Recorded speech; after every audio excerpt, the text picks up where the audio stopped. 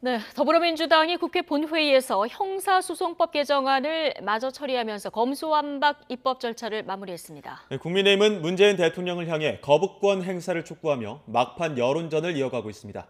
국회 취재기자 연결해 자세히 알아보겠습니다. 이경국 기자. 네, 국회입니다. 네, 오늘 오전에 마지막 검수완박 나머지 법안이죠. 형사소송법 개정안이 국회 본회의 문턱을 넘었죠.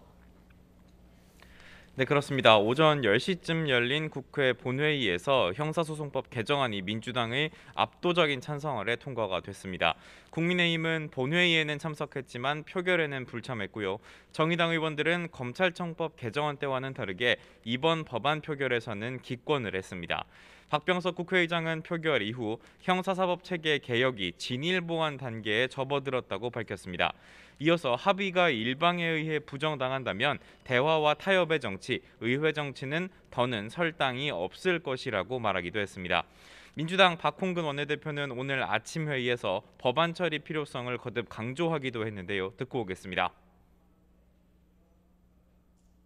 수사권을 축소 조정하고 별건 수사를 금지해 국민 피해를 최소화하는 것은 우리 국회가 합의한 중재안의 정신이었습니다.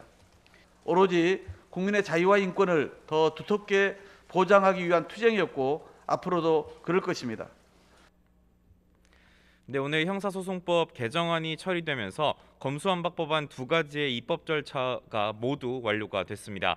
법안들은 오늘 문재인 대통령이 주재하는 국무회의 의결을 거쳐 공포돼서 9월 초부터 시행될 것으로 전망됩니다.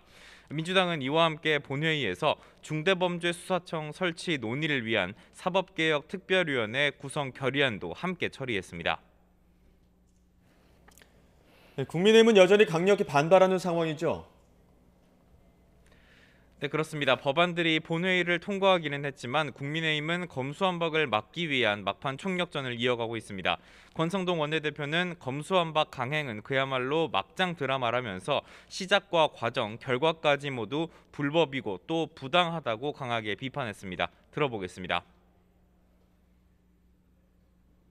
모든 게 꼼수로 점철이 된 처리였다. 목적과 수단이 모두 정당하지 못했고 불법으로 점철이 된 겁니다. 문재인 정부와 민주당의 그런 부정과 비리를 감추고 회피하겠다는 의도이고. 네, 국민의힘은 본회의 시작 전 회의장 앞에서 피켓 시위를 진행하면서 민주당의 법안 강행 처리를 강하게 규탄했고요.